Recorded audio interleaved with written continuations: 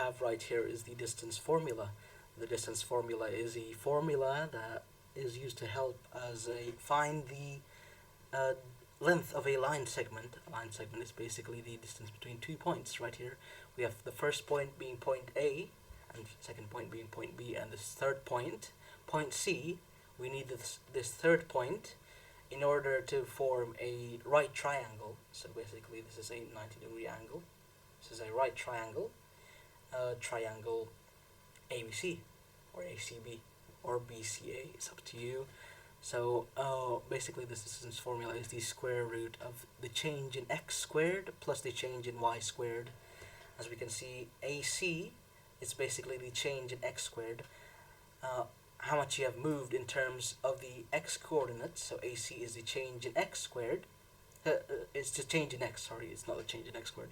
It's the change in x. So AC right here is the change in x, and BC is the change in y.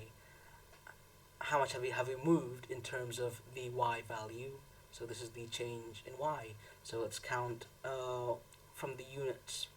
So we have moved for the let's look for the coordinates of A right now. We have 1, 2 being the y coordinate of A. So 2 being the y coordinate of A, and then 1, 2 being the x coordinate of A as well. So we have 2, 2 for A, and for B we have 1, 2, 3, 4, 5. 1, 2, 3, 4, 5, 6. So 6 being the x coordinate, and 1, 2, 3, 4. 6, 4, and 2, 2.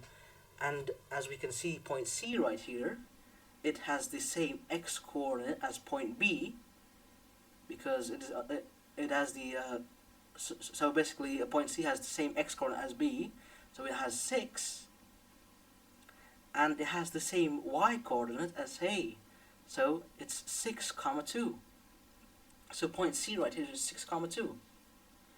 And right now, the change in x, is how much we have traveled in terms of the x coordinate. We can see that to get from 2 to this x coordinate, which is 2 to 6, we need to travel 4 in terms of the x direction. So this side AC, the change in x is 4, and the change in y is how much we have traveled in terms of the y coordinate, meaning from this y coordinate 2 to this y coordinate 4. How much have we traveled? Well, from 2 to 4 we need to go 2 up in the y direction. So we have moved 2. So our change in y is 2, our change in x is 4. So basically now we just need to input both of these numbers into the formula. This is basically the same as the Pythagoras theorem.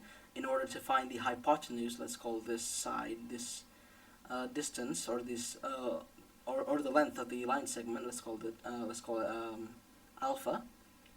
So this is basically the same as alpha squared is equal to 2 squared plus 4 squared, where 4 is the change in x and 2 is the change in y. So basically you have alpha is equal to the square root of 4 squared, which is 16, and that is the change in x squared, 16, plus 2 squared, which is the change in y squared. 2 is the change in y, and then squared, which makes 2 squared, is 4. So 16 plus 4 will result in the square root of 20.